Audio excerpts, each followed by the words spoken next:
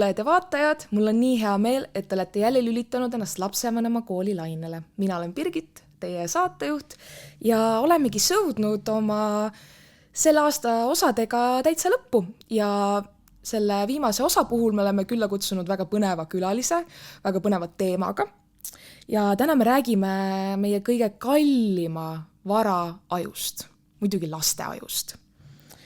Esimestel eluaastatel on laps kõige vastuvõtlikum uuele informatsioonile, ta areneb kiiremini kui mis tahes muudes eluetappides ja kusjuures 5. eluaastaks on lapse aju arenenud juba 90% ulatuses. Nii et mida meie täiskasvanutena saame teha, et toetada lapse potentsiaali, eneseteostust, loovust, tema supervõimete tärkamist, sellest me täna räägimegi.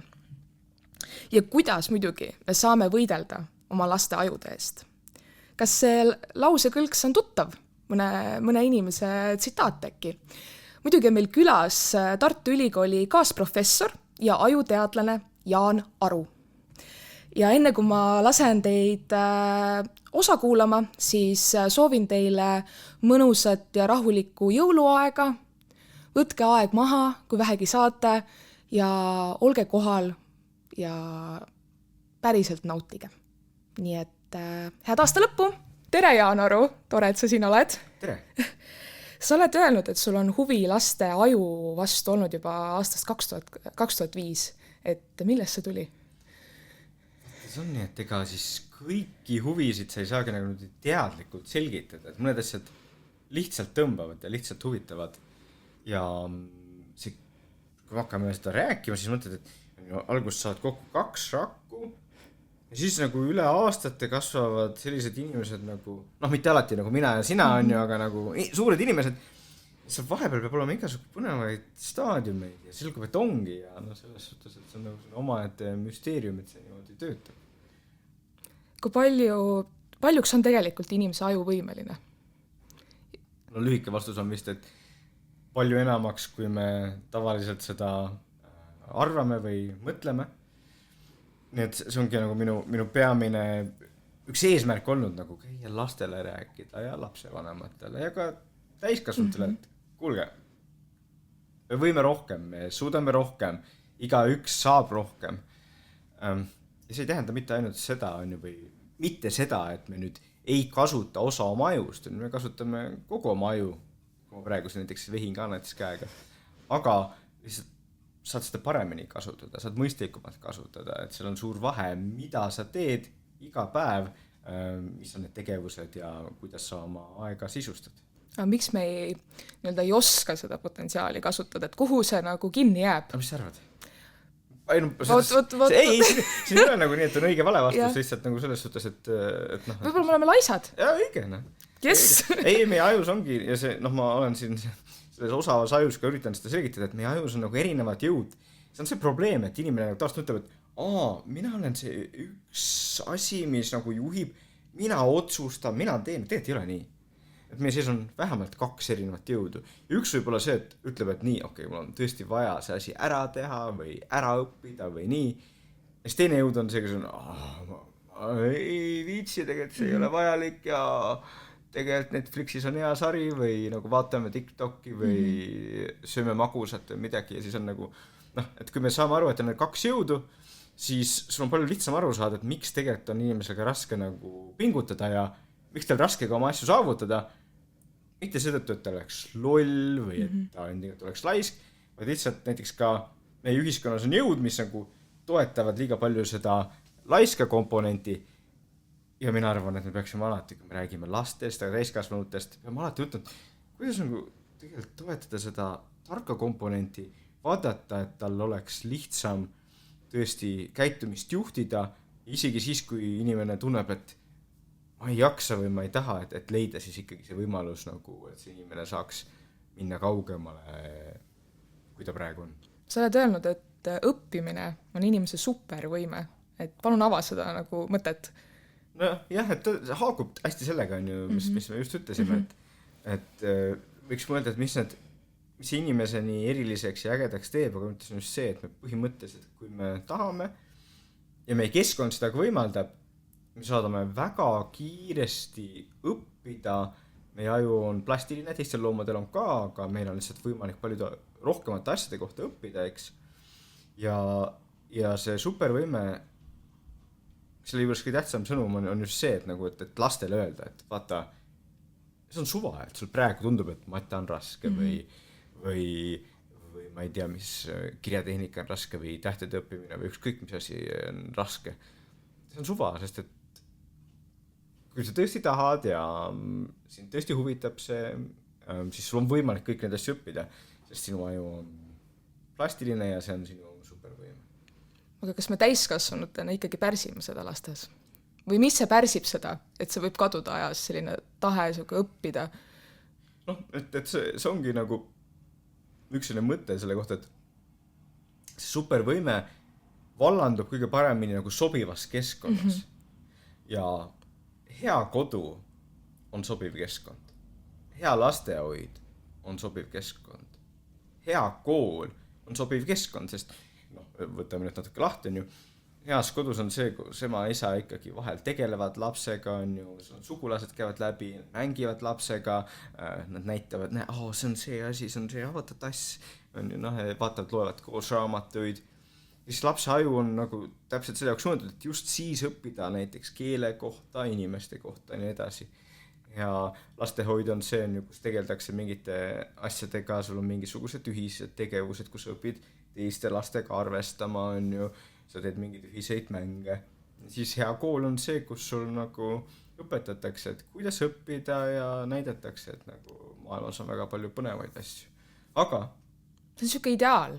No jah, see ongi see, mis mõtlen, et tegelikult kui sa vaatad, me vaatame ka nagu kuidas see areng on olnud, siis on ju tegelikult eelmise sajandi jooksul nagu kogu aeg järjest rohkem ja rohkem lapsi ja seega ka täiskasvanuid said targaks selles suhtes, et 100 aastat tagasi see ei olnud normaalne, et kõik nagu oskavad lugeda, kirjutada või praktiliselt kõik on ju 150 aastat tagasi oli see täiesti ekstreemne, 200 aastat tagasi veel rohkem.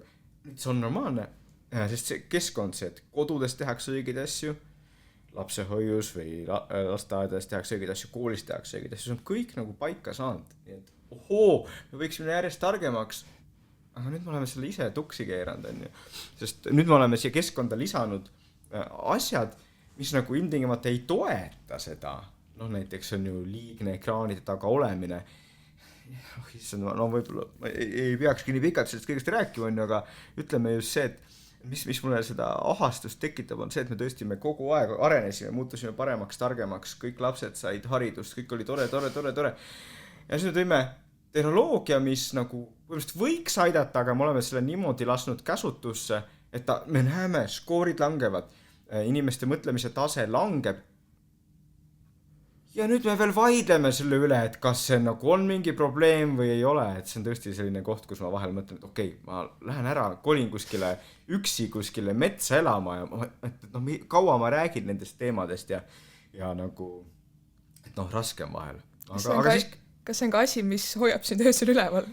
Jaa, liiga palju, aga just, et see nagu, mõtlengi nagu see loomulik lollus, et inimeste lollus, et ühelt poolt, me tegime ära selle, et meil tulid kõik need sotsiaalmeediad, ekraanid, äge tehnoloogia on ju, aga nüüd teine asi siis, et peab vaidlema selle üle, et kas on lastele halb või ei ole, kuigi andmed on väga selged, et iga täiskasvanu, kes seda asja vaatab nagu mõistlikult ja saab aru, et need lapsed kui ta on telefonis, siis ta ei õpi nagu selle kohta, mis päriselt maailmas juhtub, ta ei õpi selle kohta, mis ta tegelikult võiks õppida. Ja see ongi üks asi, üks probleem, kui ma vahel räägin lastevanematega, siis ütlevad, aga mu laps ta nüüd oskab, on ju, ta on 5 aastane, ta oskab inglise keeles 10 lugeda. Küsimus peaks alati olema, aga mida ta kaotas? Probleem on selles, et see lapsevanem ta ei näe kohe, mida see kaotas, on ju. Aga see kadumine, see ilmneb siis, kui me vaatame seda asja natuke aja pärast, me näeme, on ju need lapsed, kes on palju telefonis väiksena, nende keele areng on viletsam, nende muu areng on viletsam, nii et oskab inglise keeles 10 lugeda, aga ta neid teisi asju ei oska, mis kõigile lastele on muidu täitsa iseloomulik ja lihtne, eks. Et sellest suhtes oleme sellisel, ma nimetan seda vahel lollus ajajooneks, et me oleme sellisel lollil ajajoonel, kus meil oli võimalus minna ainult targemaks ja nagu meie lastel oli kogu aeg kõik paremaks minema, see on ju, lapsevanemad olid rohkem teadlikud sellest, kuidas nagu lapsi arendada ja nii edasi. Ja siis nüüd oleme selles olukorras, kus me oleme. Sa oled vist, lihtsalt kuulsin üks hetk, et sa oled äkki, ma ei tea, loengul või koolitusel öelnud, et kes on kõige noorim nutisõltlane. See oli täitsa pisike laps. Ma ei tea, võib-olla seda ütles keegi tehti. aga sa oled... aga no ma sellest just need lood, mis minuni on sattunud, on paar korda on lapsevanem kirjutanud mulle, et nii, mu laps on 7-aastane, läks kooli ja ta absoluutselt ta ei suuda koolis nagu hakkama saada, ta ei taha koolis käia, ta tahab ainult näiteks Minecrafti mängida. Sa hakkad uurima, mis toimub, selgub, et see laps on 3. eluaastast peale kogu Minecrafti mängid. Ja siis nüüd näiteks täiesti vale oleks siin süüdistada kooli või panna nüüd või lasteaia õpetajale see kohustus, et teie peate midagi muutma või kooliõpetajale, et kuidas te hakkama ei saa. See süü on esiteks antud juhul siis natukene kindlasti lapsevanematel on ju, kes on andnud, et miks sa 3-aastasele paned nagu mitmeks tunniks nagu ekraani taha, miks? Ja teine asi, et kui me hakkame päris süüdlasi otsima, siis minu jaoks nagu alati need süüdlased on need seal kaugel, te näete küll need suured korporatsioonid, kes on loonud selliseid mänge ja sotsiaalmeediat, YouTube'i ja asjad, mis nagu on meelega disainitud selleks, et nad hoiaksid laste tähelepanu, sest meil endal on raske võidelda nende asjadega, eks on ju, aga lapse aju ei ole selleks valmis, tal ei ole neid kontrollmehhanisme, kuidas ta saaks nagu öelda, et okei, lülitan selle välja või okei, ma nüüd enam ei tee. Et kui teie kuuled, nagu teil on vahel nagu raske ära panna telefoni, siis lapsel on võimatu ära panna telefoni näiteks, eks. Nii et jah, neid lugusid on kahjuks siin Eestis ka, et need ei ole üksikud lood, vaid need on rohkem, kus laps nagu tõesti väga varakult satub ekraani taha ja kuna tal ei ole absoluutselt ei mehhanismi ajus ega ka valiku võimalust, siis ta on nagu selle teele sunnitud ja see on lihtsalt kurb, sest see sama laps võib-olla ta oleks võinud nagu on ju midagi väga ägedat teha siin ühiskonnas, aga nüüd praktiliselt nagu väga palju teid oleme talle ära blokeerinud sellega, et ta ei suuda enam koolis on ju või lasteaias nagu õppida on ju, ta ei huvita need asjad, sest osa asju jääb kogemata, osa asju jääb saamata ja osa vabadusest jääb ka omamata. Kui me tuleme selle sinu raamatu juurde, loovusest ja lugelemisest, et me räägime väga palju ühiskonnas ka andekusest. Et sellest sa oled siin ka raamatus kirjutanud. See on osati, et see on justkui nagu loomulik asi, inimesed sünnivad sellega. Et mis on tegelikult selle andekuse taga? Jah, et see on üks peamised põhjused, miks ma loovusest ja lugelemisest kirjutasin, et nii palju meil ühiskonnas seda, et oi, tema on tark ja tema on andekas, tal on vedanud ja midagi pole teha. Tegelikult kui hakkad uurima seda, siis otse loomulikult me kõik sünnime natuke erinevate ajudega. Otse loomulikult meil on natukene erinevad tugevused. Kui sa uurid andekaid inimesi, sa näed ikkagi peamine asi on töö, mis on nad sinna viinud. Et ikkagi ükskõik, keda sa nendest väga tarkadest, väga andekatest, väga loovatest inimestest vaatad, kuskilt sille niisama tulnud. Hea näide, mida ma raamatus ka toon, on see Mozart. Et räägitakse, imelaps ja kui ta ikka oli. Aga tema see imelapse põhjus on selles, et ta isa Leopold Mozart hakkas temaga muusika, tema ja tema õega tegelemas, kui ta oli 3-aastane, eks on ju. Ja muidugi ikka ta tegelikult siis 5-aastaselt või 7-aastaselt, aga ta ei kirjutanud huvitavaid asju veel. Siis ta tegi selliseid harjutusi, eks. Ja selleks hetkes, kui ta siis oli, ütleme, 14-15 teismeline ja tegi oma esimesed ägedad teosed, siis ühelt poolt küll, 14-15, aga teiselt poolt 10 aastat juba harjutanud, eks. Et meil on endal ju näide siin Kelly Sildaru ja teised ka, et see ei ole nii, et lihtsalt nagu hakkab kuskilt medaleid saama, vaid sellepärast, et väga varakult peale pandud suuskade peale ja hakanud neid asju harjutama, eks. Ja see on kogu selle raamatu peamine point, et me kõik saame, me kõik ei taju jälle see supervõime, see erinev plastilisus, me peame seda lihtsalt kasutama. Ja muidugi siin võib olla, et mõni inimene ei taha, kui ta on täiskasvanu, okei, see on tema valik, aga et ei saaks öelda, et mina ei suuda või mina ei saa, et see põhimõttest on võimalik. Ja laste puhul on siis minu arvates teistmoodi veel, et nagu seal peaks ikkagi igale lapsele tõesti selle võimaluse andma et ta näeks erinevaid asju, et ta kogeks erinevaid asju ja siis tal oleks võimalus nagu tema ajul nagu minna, okei, see mind huvitab ja seal ma tahan nagu areneda ja leida, mida ma suudan tegelikult. Seega geenius ei sünni üleöö, mis on nagu lemmiksõna kõlks on ju igal pool. Jaa, ei, geeniused see on pika töö tulemus ja ükskõik millist geeniust sa uurid, see on alati nagu see, et me peaksime hämmastuma, et vau, kuidas ta on suutnud nii palju tööd teha, eks. Ja see on, ja kui me selle niimoodi sõnastame, siis see eestlase jaoks minu mõttes peaks nagu täitsa iseenesest mõistetav olema, et me kõik suudame, sest me oleme rahvas, kes nagu teeb tööd, eks on ju. Ma loen siit ühe väikse mõtte, mis sa oled kirjutanud siin loovusest ja lugelemisest raamatus, et loovus on justkui ajusisene juhendita konstruktori ehitamine, teisisõnu Lego. Palun ava seda mõtet. Jaa, no ärme tee valet järeldust siit, seal on rohkem ka, et see, meil ajus ei ole Lego tükid päris sees, aga kui me hakkame mõtlema nagu teadmistest, siis inimesel on mingi asja kohta, siis need teadmised võivad olla nagu ajusisesed tükid, nad ei ole Lego tükid, aga on teadmiste tükid, eks. Ja miks mulle see analoogia meeldib, on see, et see aitabki avada seda, et vaata, et loovus ei käi niimoodi, et sa lihtsalt järsku teed midagi, vaid see käib niimoodi, et sa kogud neid tükke, on ju, ükskõik mis alal see on, aga noh, kujutame näiteks, et sa kirjutad midagi, sa kogud erinevaid teadmisi, erinevaid viise, erinevaid oskusi selle kohta, kuidas kirjutada ja siis sa hakkad neid kombineerima, nagu Legot. Ja see võtab aega. Ja teiseks, vahel tuleb valesti, sa pead tükkideks võtma jälle seda asja. Ja et niimoodi nagu loovuse protsessi mõistes me saame aru, et ta on tehtav, on ju, et ta võtab aega, ta on tehtav.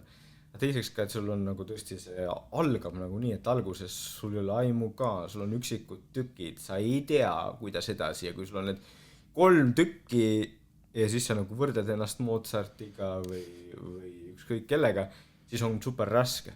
Aga et meie ülesanne on ise nagu aru saada sellest, et noh, kui sul 3 tükki on, siis sa pead edasi koguma ja edasi tegema ja kui oma lastele seda ütlema, et noh, et ei ole nii, et sa ei oska, vaid pigem nagu, et õpi veel, loe veel selle kohta, proovi veel, see võtabki aega, mida varem sa alustad, seda parem.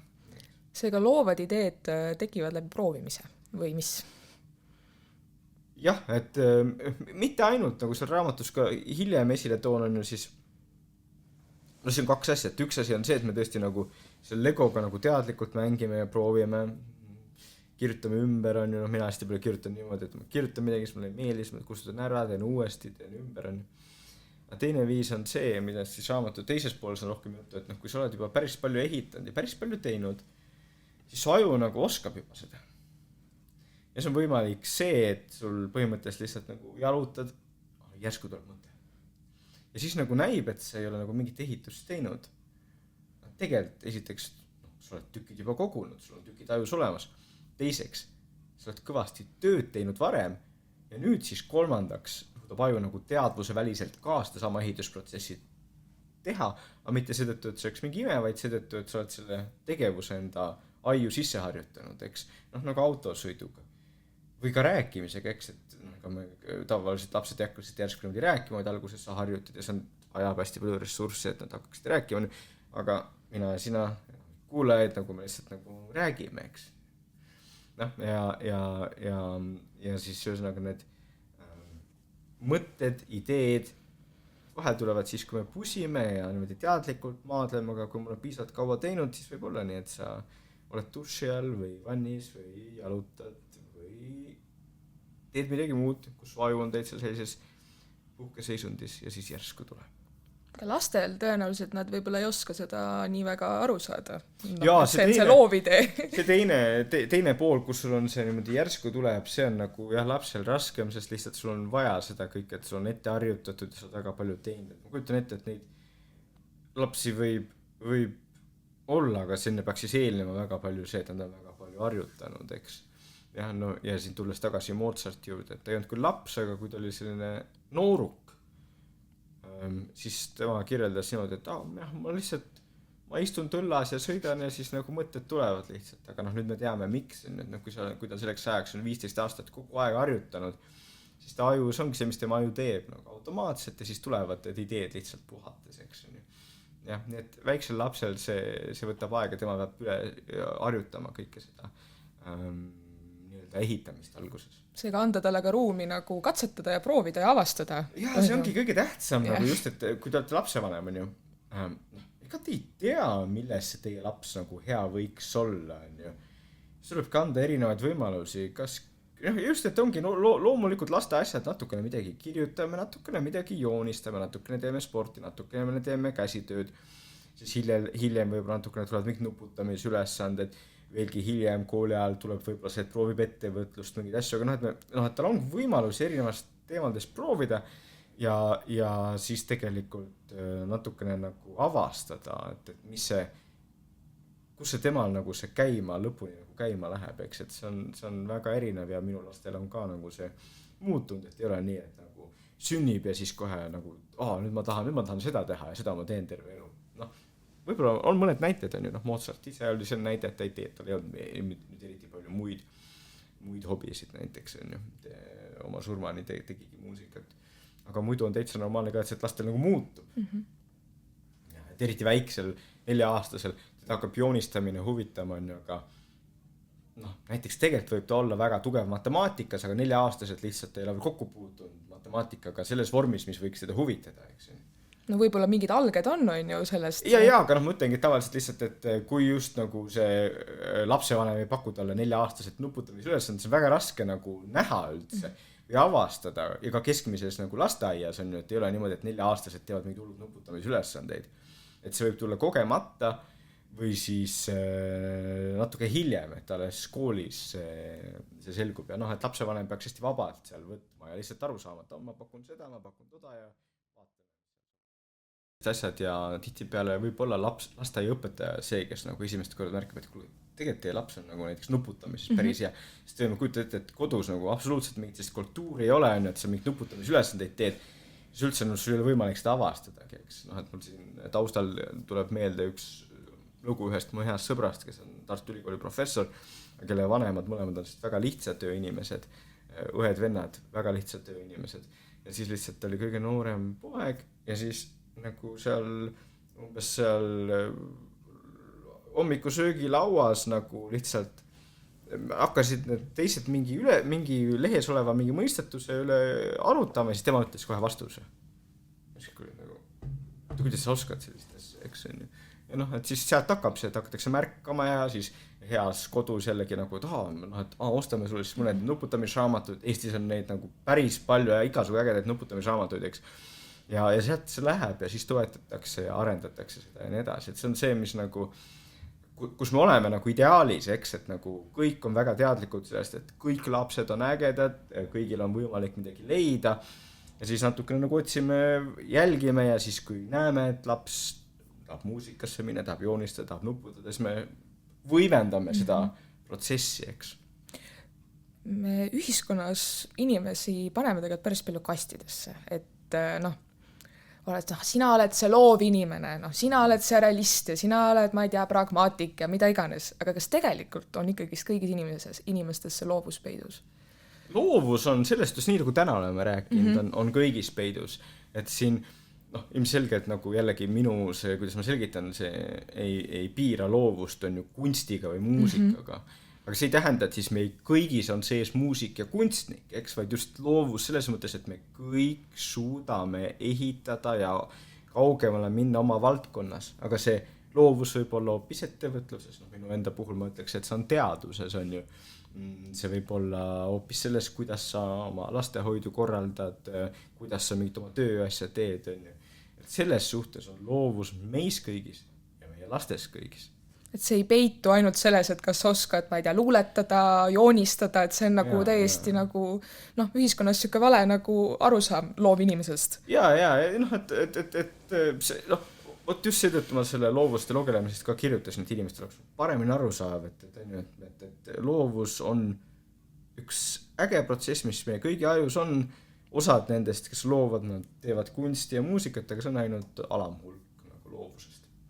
küsin võib-olla natuke sellise filosoofilisema küsimuse, et mis on loovuse surm? Mis on loovuse surm? Niimoodi väga karmilt. No eks ta, ma arvan, et see võib mitut moodi vastata, aga see, kuidas mina näen, ongi see, et loovuse surm on see, kui inimene ise nagu tunneb, et mina teen siin seda oma lihtsat tööd ja mina millekski muuks ei ole võimeline. Ja sellest, ainus asi, mis sellest traagilisem on see, kui inimene arvab siis seda oma laste kohta. Sest et laps, ükskõik mis laps siis nagu seal, kui ta on seal 5-aastane, tema rajus on nii palju potentsiaali ja mitte keegi ei tohiks öelda, et tema on puub ja temaga pole midagi teha. Selles suhtes, et see on see tore asi meie ühiskonna juures, meil on nii palju, kõik on lahti, meil on nii palju võimalusi, mida leida, proovida ja nii edasi, et üks näide, mis siin mille võib tuua, on see, et nagu on ju võib-olla veel 80-ndatel, võib-olla 90-ndatel isegi autistil nagu, kes nagu saab osade asjadega hakkama, oli väga raske ühiskonnas nagu midagi teha, mingit rolli leida. Ja tänasel päeval nagu ka tippettevõtetes võib olla nagu see inimene, kes saab nagu põhimõtteliselt iseendaga hakkama, aga on väga autistlik, muidu et ta on sobib programmeerijaks näiteks, eks, et ta mingis asjas võib olla nagu väga hea ja isegi edukas ja hinnatud, eks. Ja see on näide sellest, et meie ühiskonnas on nagu lihtsalt, ongi nagu veel rohkem ja rohkem neid rolle ja põhimõtteliselt ideaalis oleks iga üks võimalik nagu sinna oma kohale, see kõlab halvasti, aga mõte on positiivne, et sul on igal ühel on võimalik nagu kuskil leida see väljund enda jaoks. Tegelikult kõigis on peidus potentsiaal, see mida sa ju ütlesid ka enne. Täpselt, ja see ongi see kõige hullem, et kui laps on 4-aastane, 5-aastane, aga ka 13-aastane, ka 18-aastane, siis osa potentsiaali ei ole veel näha, nagu, eks. Ja siis, kui keegi kannab maha, olgu see lapsevanem või õpetaja, siis see on lihtsalt nagu tüütu ja eksitav ja vale ja me ei peaks seda tegema. Et pigem peaks ikkagi edasi otsima siin raamatus, toon paar lugu ka sellest oma tuttavatest, kus on inimesed, kes on siis koolis nagu, et õpetajad on nende kulul nalja teinud või nagu nendesse nagu arvanud, et nad on puupead, et tegelikult siis nagu, pärast on selge, et ei olnud, väga andekad tüübid olid, lihtsalt nagu selles keskkonnas seal koolis nad ei leidnud oma rada. Sa oled ka siin raamatus öelnud, et kuldmedal ei pruugi midagi tähendada. Ja see ongi see nagu on ju just, et ma alustan sellest, et poeg tuleb ja ütleb mulle abikaasa, et mina küll ei tea, kas ma kuldmedali saan. Ja siis hakkasin abikaasaga mõtlema, et nagu see, et omal ajal, kui sa oled seal koolis sees, siis tundub, et see on hästi tähtis asi. Aga tänasel päeval sa saad aru, et see ei ole tähtis. Tähtis on see, et kas sa juba kooli ajal osati leiad selle oma tee, see asja, mis sind nagu päriselt ka huvitab. Et kui valime ja paneme kõrvuti, et see asi, et sa lõpetad kuldmedaliga ja siis lihtsalt lähed ülikooli õppima seetõttu, et see on see, mida kuldmedaliga lapsed teevad, ühesõnaga mingit eriala, mida kuldmedaliga minnakse õppima, ma ei tea, mis eriala täna on. Füüsika. On, mis sa tee? Ma arvan küll, et on. Ei ole füüsik. Matemaatika. Ma arvan, et kuldmedaliga, ma arvan, et sa võid minna ka majandust ja juurat. Ja kõike. Ükskõik, aga kujutame ette, et sa lihtsalt, et sul kuldmedal, aga sa tegelikult sa ei tea, mis sind huvitab ja sa lähed õppima ülikooli seda, mis lapsevanemad ütlesid. See on hullem sellest olukorrast, kui sa lõpetad 4-5, võib-olla mõni 3 ka, aga sa täpselt tead, kes sa oled inimesena, sa täpselt tead, mis on su tugevused, sa tead, kuidas õppida, sa tead, mis edasi tahad teha, on ju.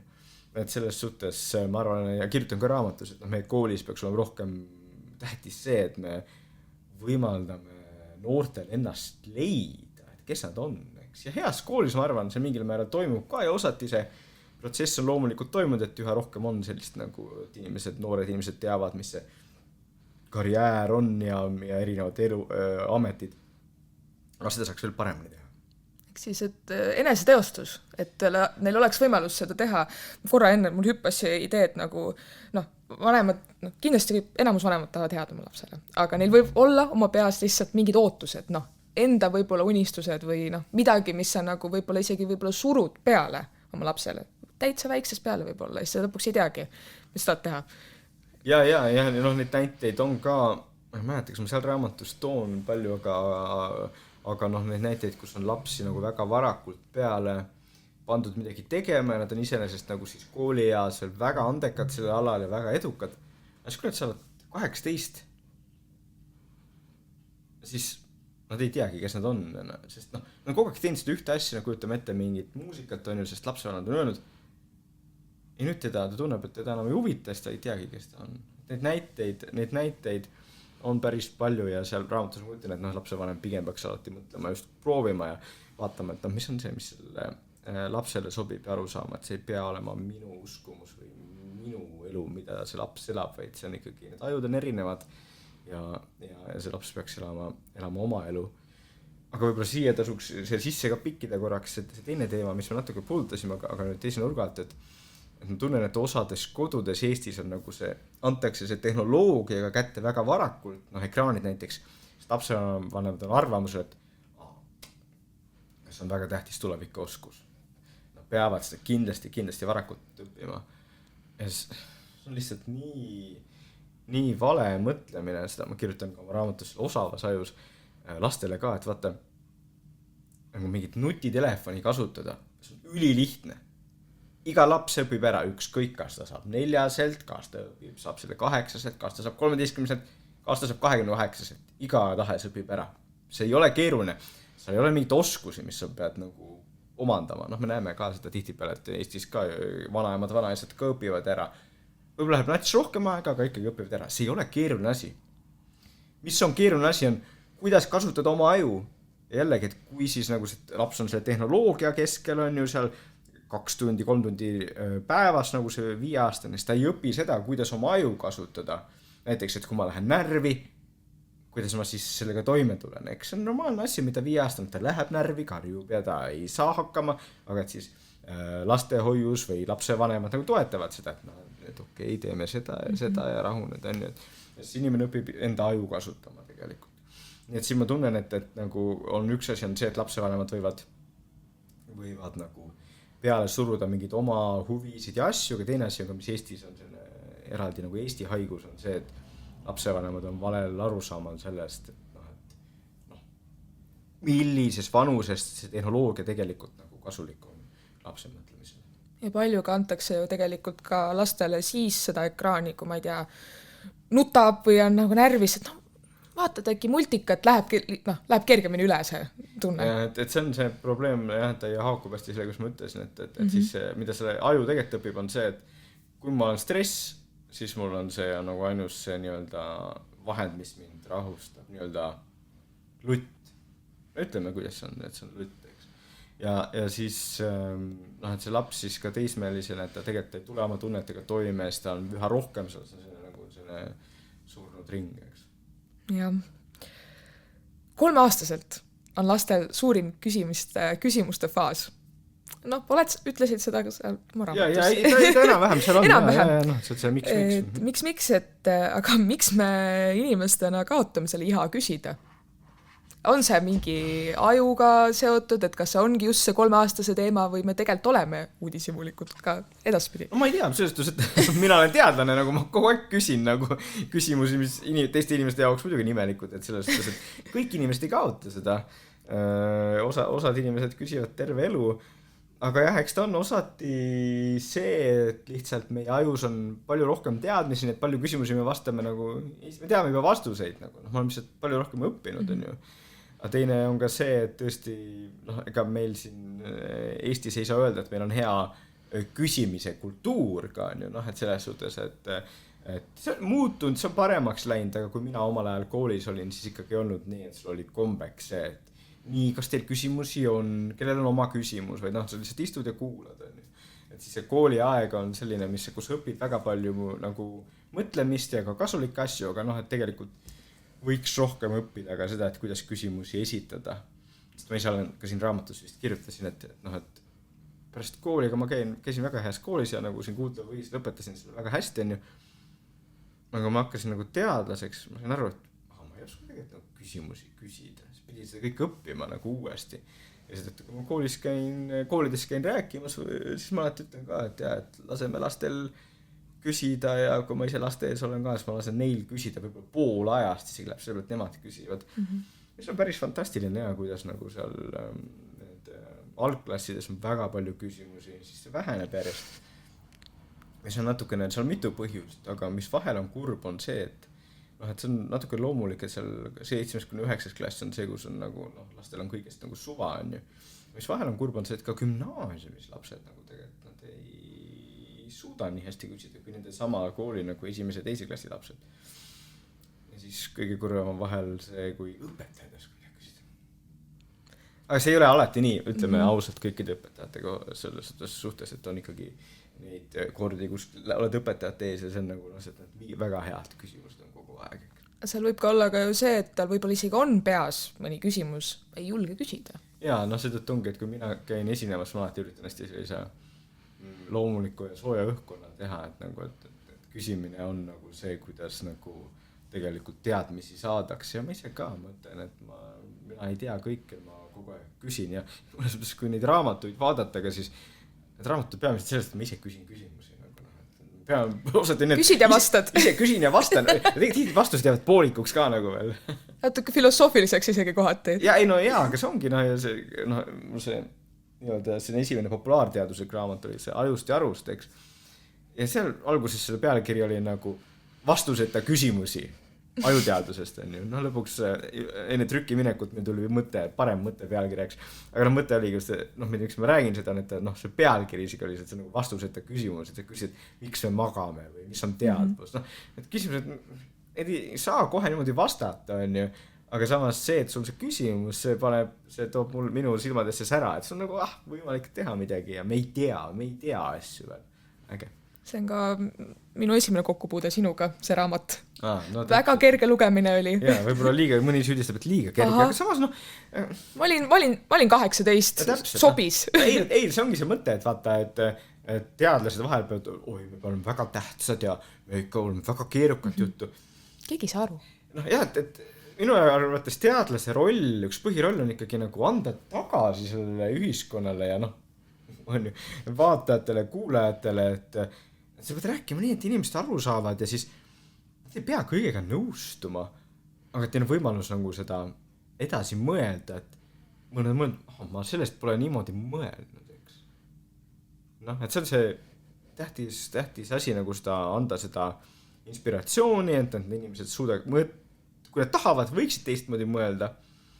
Ja siis üks probleem, mis sellega seotud on, mis ma olen nüüd aru saanud tihti peale, ja kahjuks osadel inimestel pärast seda podcast juhtub on see, et siis kui podcast läheb kinni näiteks, siis võiks olla, et inimesed mõtlevad natukene, et see mõte oli huvitav.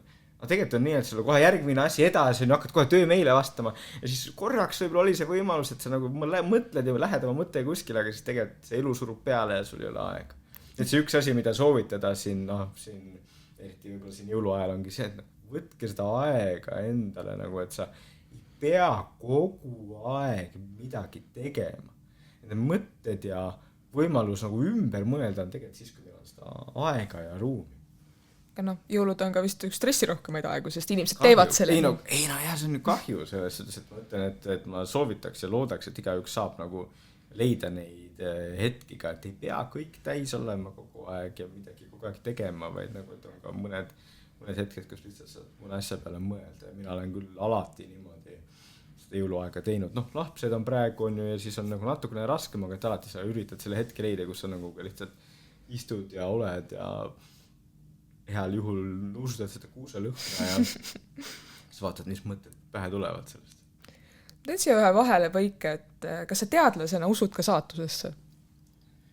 Ta on selles suhtes nagu võib-olla teadlase jaoks natukene teistmoodi küsimus, sest et ühelt poolt sa võid mõelda küll, et nagu et kogu see universum on mingisugune hästi-hästi pisikeste nagu piljardipallide nagu kooslus, mis liigub edasi ja mingite seaduste järgi, aga teisalt tänapäevaks on nagu täiesti selge, et see on mõttetu selles suhtes seda nagu väga edasi mõelda, sest mitte keegi mitte kunagi ei suuda kõiki asju ennustada.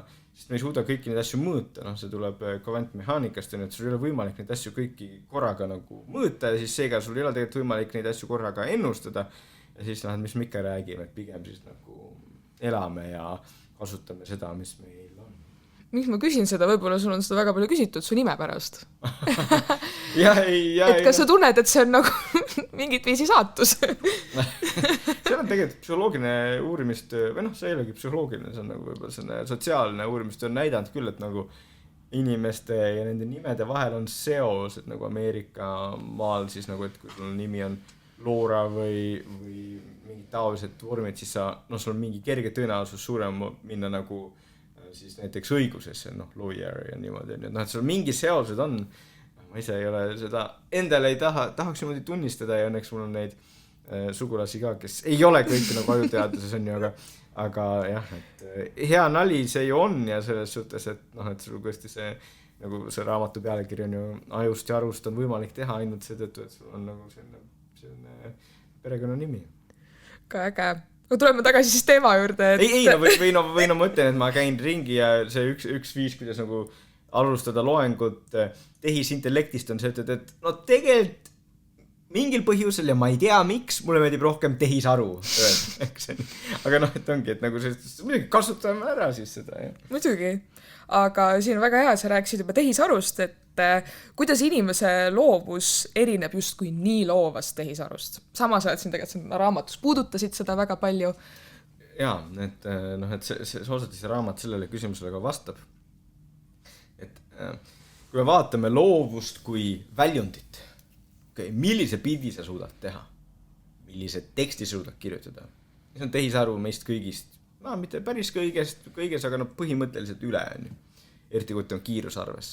Aga siis raamatu üks peamiseid ideid on see, et kui me räägime loovusest, siis tähtis on see protsess ja see protsess on väga erinev. Nüüd oleme rääkinud, see on see inimesed, see pusid ja ehitad seda legot ja teed ja et see võtab vahel aastaid ja terve siin olemus läheb sellesse raamatusse või teosesse või ettevõttesse, eks. Tehisaru nagu mingi taolist sees ei ole, tal ei ole endal mingit tahet teha või midagi, ta on nagu tööriist, on ju, et sa vajutad nuppu ja seda teeb, on ju. Nii et selles suhtes minu arvates nagu kogu tehisaru loovus näitab, et ühelt poolt esiteks loovus ei ole produkt, vaid on protsess, seda peaksime hindama, teiseks tänu sellele, et tehisaru seda teeb, siis me saame ka aru, et okei, inimestena me peame ka nagu, või teadlastena peame ka nagu üritama paremini aru saada, et mis see loovus on, et meil tegelikult ei ole päris head aru saama. Et mina võtan seda nii, et okei, tore, et tehisaru on siin, nüüd saame aru, et osad meie vanad ideed olid rumalad ja liigume edasi. Sul on vist tehisaruga väga kahetine suhe? Suhteliselt, jah, seda võib nii öelda, ma tean, võib-olla selleks mõni karmim sõna ka, aga kahetine on kindlasti viisakas viis, kuidas seda öelda.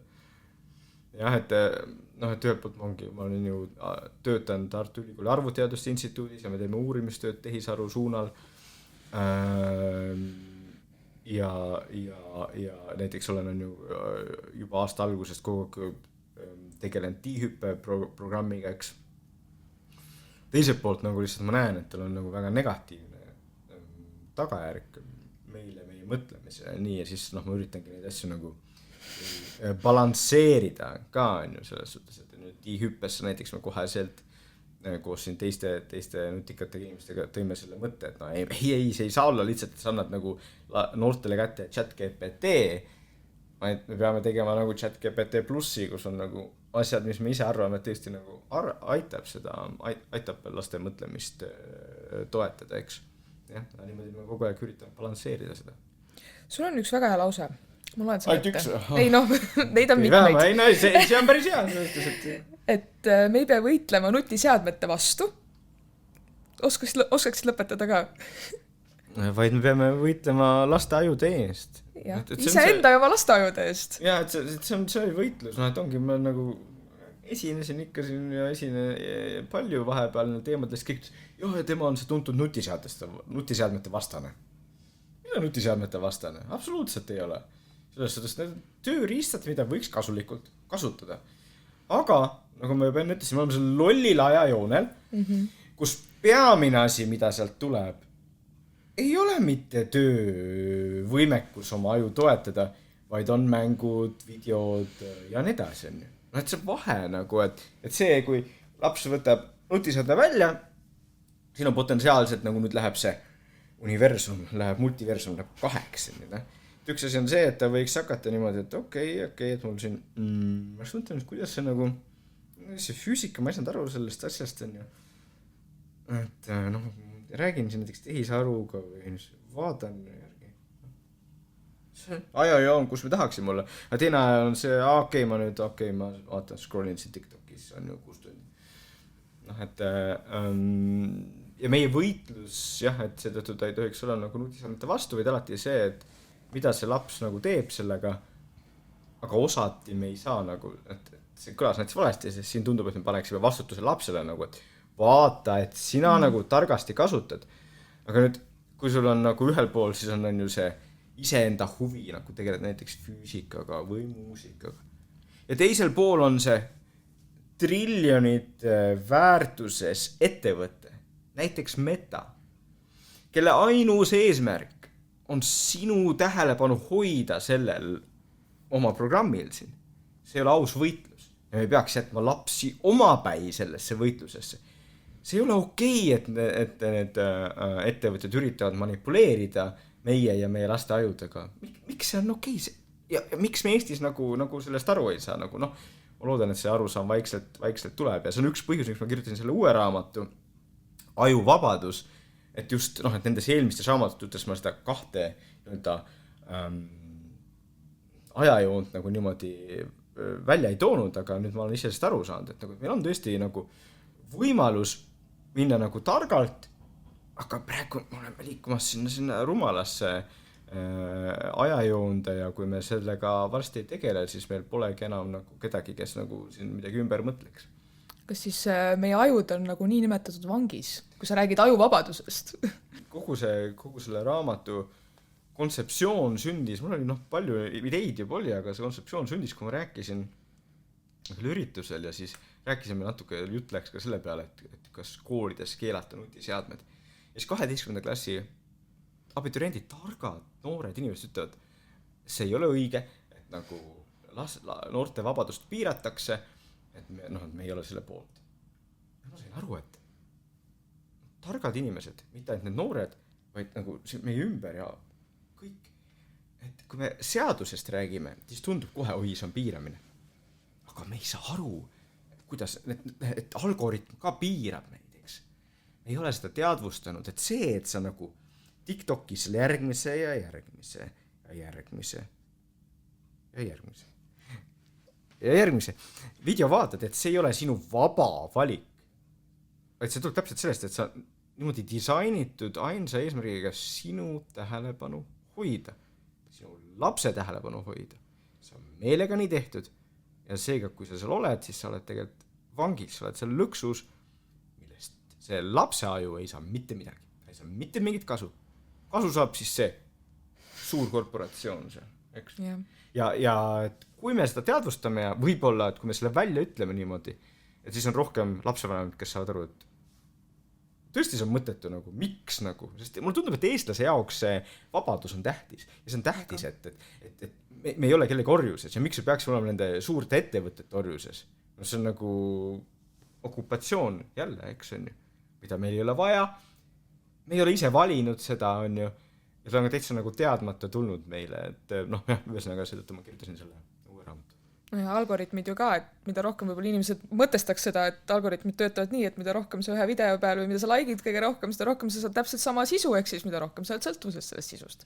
Ja, noh, et see algoritmi eesmärk on leida sealt miljonitest videodest see video, mis hoiaks sind veel järgmist video vaatamas ja järgmist, on ju. See on see idee, on ju. Et see ei ole lihtsalt mingi, see on lihtsalt suvaline meelelahutus või see on lihtsalt, noh, ta ongi ju ägedam kui see õpetaja, vaid see on kunstlikult disainitud selleks, et olla ägedam ja see nii-öelda kunstlik disain ja manipulatsioon tegelikult ei ole okei. Aga kui nüüd vanemad kuulavad, siis kuidas nad siis võitleksid oma laste ajude eest? Mida nad peaks tegema? No esimene asi on siin on, et kui meil räägime väikestest lastest, siis et on 3, võib-olla 4, aga proovin 3, rusika reeglit on, et alla 2-aastastel ei ole üldse mingit ekraaniaega absoluutselt vaja. Ma ütleks alla 3-aastastel tegelikult. Alla 3-aastastel seetõttu, et nagu see, et sa loomulikku keelt õpid ja nii, selleks on vaja sul inimeste keskkonnas olla ja niimoodi. Muidugi, kui kellegi on ju ema, isa või vanaema on kuskil kaugel maal ja on vaja videoteel rääkida, okei, see on selline normaalne tegevus. Aga muud mingit ekraani pole vaja. Kui räägime siis nüüd see 4-7 on ju, siis see on vanus, kus absoluutselt ühelgi lapsel Eestis ei ole vaja nutiseadet, oma nutiseadet, mitte ühelgi lapsel.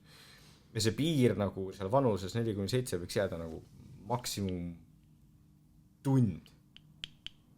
Aga põhimõtteliselt, kui saab ilma, siis võib ka ilma olla sellest, et nagu, ma ise ka olen lapsevanem olnud, minul oli reegel see, et mõlemad lapsed saavad valida ühe multika ja siis muidugi nad mingil aeg nuputasid välja, et siis sa võid pika multika valida, aga siis see ongi 23 mintsa on umbes see pikk multikas on, et siis see oligi umbes on ju 46 mintsa oli see multika vaatamisaeg seal, kui nad olid niimoodi 4 ja 6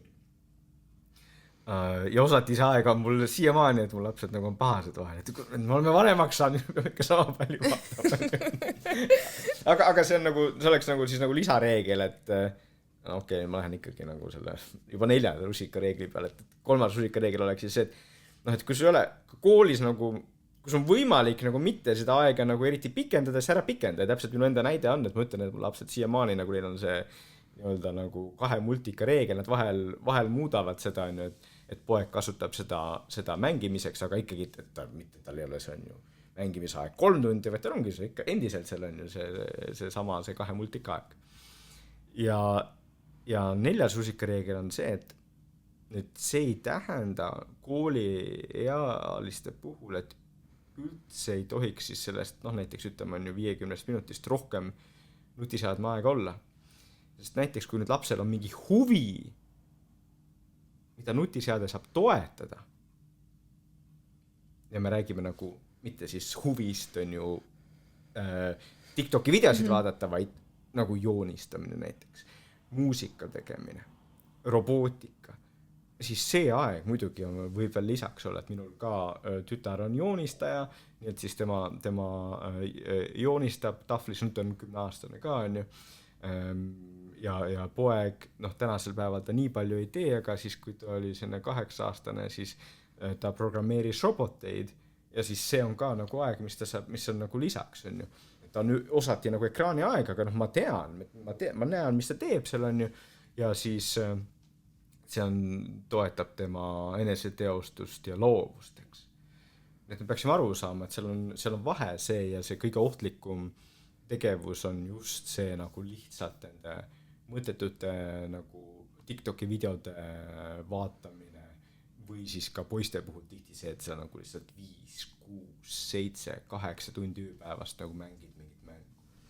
Ehk siis tarbimisel on väga suur vahe. Mõnes mõttes võiks öelda isegi tarbimisel ja iseloomisel, eks, et eriti kui me räägime näiteks joonistamisest, muusika tegemisest, robootikast, neid asju võib veel olla, et sa ise teed, sa oled ise aktiivne, näiteks võib-olla mõni laps, alates sellest, kui ta on 9-aastane, võib-olla tahab kirjutada, jällegi sa lood ise, kirjutamisprogrammid, aga lood ise, et tegelikult me peaksimegi, võib-olla see on hea ka, et nagu me ei taha, et meie lapsed on tarbijad, tarbimist maksimum nagu on ju mingi piiratud aeg, minu peres näiteks on ju 50 mintsa on ju, aga et sul võib olla rohkem seda loomisaega, sest need vahendid iseenesest jällegi, need vahendid ise ei ole kurjast, vaid see lihtsalt, kuidas need meid tavaliselt sunnivad nagu minema selle lollusaja joonele, see on see.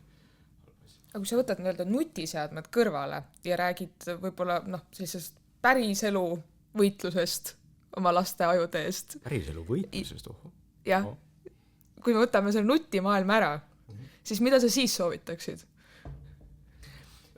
Nagu siit on läbi kõlanud ka on ju see väga tähtis asi on see, et mis on need asjad, mis minu lapsele nagu üldse huvitavad on, et mis on see näiteks koolides, lasteaedades ka osati tegelikult tänapäeval tihti, et sul on nii palju võimalusi, huviringe, trenne on ju, kui perel on võimalik siis proovida neid erinevaid asju on ju, mõned asjad ei tööta, minu poeg, ta väga lühidalt käis kergejõustikutennis, väga lühidalt mõned asjad ei tööta, see on okei, aga et me pakume neid tegevusi ka nagu tõesti nagu ekraanist väljaspool ja tütar on mul aastaid tantsimas käinud ja poeg käib robootika ringis, eks.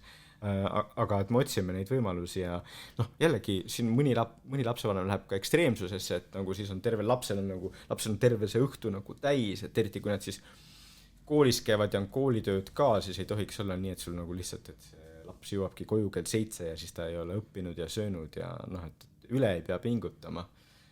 Aga osad lapsevanemad teevadki seda seetõttu, et ekraanidest eemal hoida ja see on iseenesest üks viis, kuidas seda teha. Vaatan, ma tegelikult aeg hakkab siin natukene otsa saama, aga ma tahtsin seda väga küsida, et tulles tagasi korra tehisaru juurde, siis ühe kolleegiga tekkis juhus, et ta saatis mulle mingid oma mõtted, siis ma vaatasin, et see näeb täpselt välja nagu tehisaru, aga ta käsi südamelt ütles, ta ei kirjutanud neid tehisaruga. Et mida see indikeerib, kas me hakkame kirjutama lõpuks nagu tehisaru? Jaa, et see on täiesti selline uus fenomen, mis me nüüd ka ühe magistrandiga loodetavasti hakkame uurima, et tegelikult on näha, et inimeste mõtlemine muutub näiteks tehisarulikuks, mis võib olla veel täiesti nagu ootamatu negatiivne tulemus. Ja noh, et just et rääkida nagu, et ta ei pea olema, võib-olla siin ongi, et tuues näide, et ta ei pea olema negatiivne, näiteks, et 2 aastat tagasi oli nii, et siis tuleb minu kursusel tuleb doktorant minu juurde, ütleb, et näe, minu kodutöös siin, noh, mis tudengid tegid, et siin on näha, et see on tehisaru tehtud, kuidas sa näed, et noh, seda ei saa näha, et on ju, ma näen, siis ma vaatan, no tõesti, esimene lause on midagi, mida ükski õpilane ja tudeng ei ütleks, suur tänu selle fantastilise küsimusest, vastan hea meelega, on ju. Nii, see oli 2 aastat tagasi. Aga siis ma nüüd, kui ma seda nalja ükskord rääkisin kellelegi, siis ma tajusin see, et aga põhimõtteliselt täpselt nagu su näide oli, et nüüd on võimalik, äkki on võimalik, et mõni tudeng nagu päriselt kirjutab selle, sest on harjunud tehisarus seda vastust saama, äkki meie mõtlemine on muutunud. Ja see oleks näide nagu positiivsest muutusest, on ju. Sellest, et tegelikult ka nagu, kui keegi ka nagu päriselt ka nagu professorit tänaks selle koduülesande, päris vahva oleks, eks on. Jah, nii et see on selline täitsa huvitav fenomen, mida me tahaks uurida ja näitab ka, et need tulemused, mis siin või tagajärjed, mis tehisarul meie mõistusel on, osati on ettearvamatud. Võib-olla see viib tagasi selle ühe peamise ideeni, et kui need on ettearvamatud ja osad asjad on ka ettearvatult negatiivsed, miks me üldse peame seda tegema? Et me ei ole valinud seda, me ei ole inimestele tahtnud, me ei ole mõelnud need, mis oleks meie lastele kõige parem asi? Loome sellise programmi. Vaid on ju need jällegi suured korporatsioonid, nemad on loonud, meile kättesaadavaks teinud, lapsed kasutavad neid, et kodutöid teha. Ja nüüd meie peame selle jamaga tegelema, eks. Lollus ajajoon, aga noh, sellest, et asi pole päris lootusetu, et ma mõtlengi, et äkki 1-2 lausega midagi positiivset meie vanematele seal lõpetuseks. No selles suhtes, ma ütlen, et ma kirjutasin selle uue raamatu Ajuvabadus ka seetõttu, et mulle tundub, et et tegelikult kui inimesed teavad neid asju, siis nad saavad aru, et ei ole nii, et see on paratamatu ja no see tehnoloogia, nutiseadmed ja TikTok ja tehisaru on midagi ei saa teha. Me saame aru, et teine tee on ka. Ja siis paljud, kes vaatavad, nad mäletavad täpselt, kuidas oli siis 90ndate lõpus 2000ndate alguses suitsetamisega. Igal pool suitsetati, läksid klubisse, restoran, igal pool suitsetati, eks. Enam ei ole. Nii et ei olnud paratamatu. Muidugi siis tubakatööstus üritas meile ka selgitada, et sinna pole midagi teha, see on paratamatu. Ei ole, meil on valik. See on kõige tähtsam asi, et me saame aru, et meil on valik. Et me saame aru, mis see valik on. Ühel pool on mul see lollaja on, see on lollaja.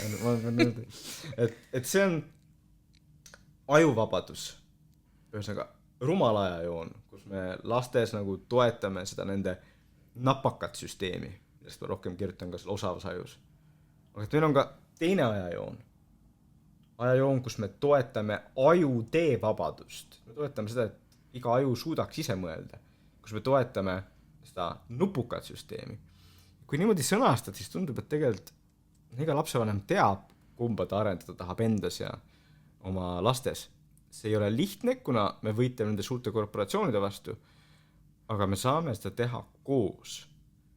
Et lapsevanemad koos oma peres, aga ka kommuunis on ju, et et kui lapsed lähevad kooli näiteks, et siis mõne aasta pärast on see täitsa normaalne, et esimeses klassis ei ole kõik lapsed kuskil Snapchatis ja YouTube'is kogu aeg, vaid et neil on mingisugune kas piiratud aeg või siis mõnes koolis üldse ei olegi nagu sul nutiseadmed nagu seal koolis kaasas.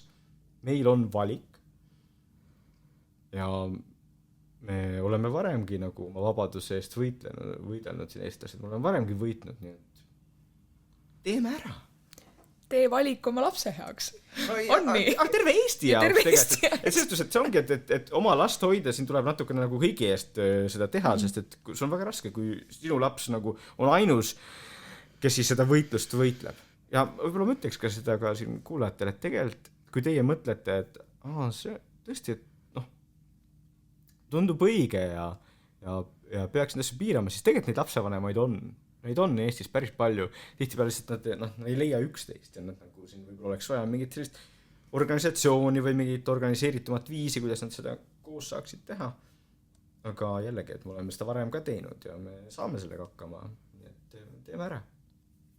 Aitäh, Jaan Aru, väga sisuka vestluse eest ja vaatan korra sinnapoole ka, et head kuulajad ja vaatajad näeme juba siis uuel aastal ja loodan, et te nautsite ja saite palju mõtteainet. Tšau!